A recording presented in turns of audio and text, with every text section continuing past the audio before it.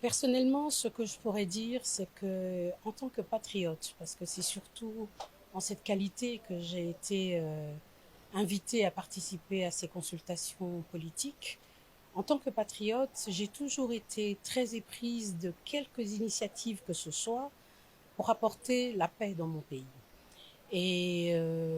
cette occasion est une opportunité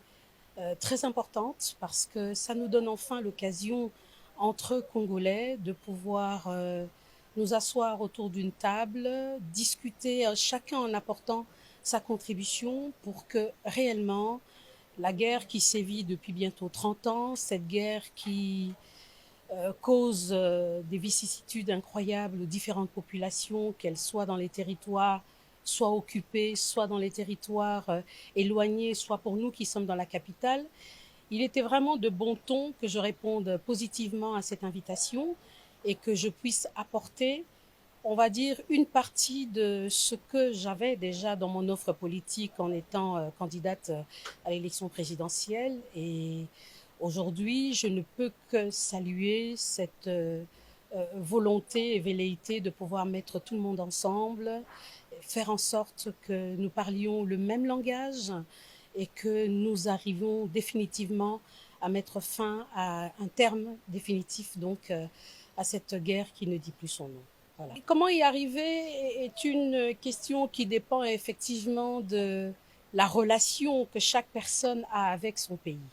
Je pense que c'est une réponse individuelle. Moi, je pense simplement qu'il est de bon ton que les Congolais, qui peuvent être considérés aujourd'hui comme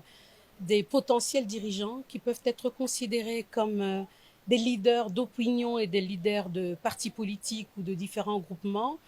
il est donc de bon ton que ces personnalités se retrouvent pour aider justement à ce que la RDC aujourd'hui, qui, je l'ai dit tout à l'heure,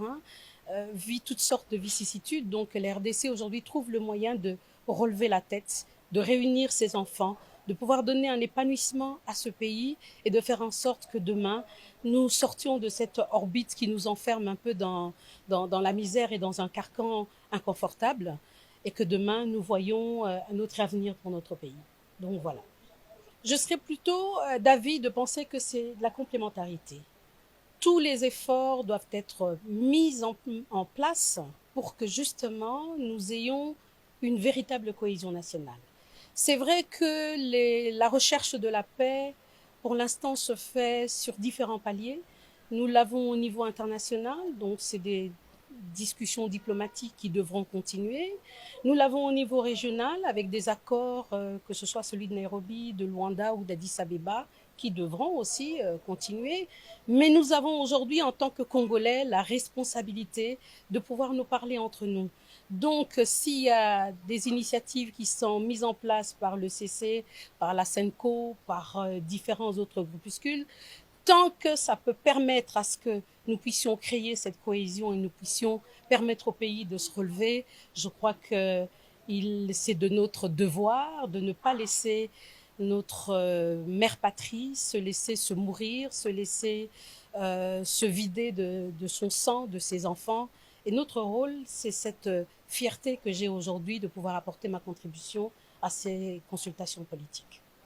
J'avoue que la question a été évoquée d'une certaine manière, mais si on voit les choses allant uniquement dans la composition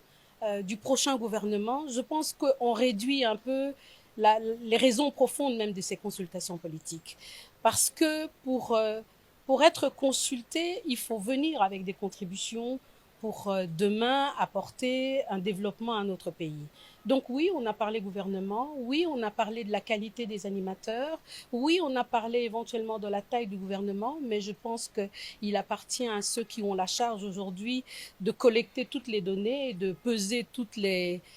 sensibilités qu'il y a pu avoir, de venir auprès de la presse et de vous donner les différents détails. Ma contribution à moi était celle de surtout trouver les voies et moyens pour apporter la paix dans notre pays, et ça passe par le dialogue, ça passe par la discussion en interne, ça passe par toutes ces initiatives qui sont prises en interne, au niveau régional et au niveau international. Je vous remercie.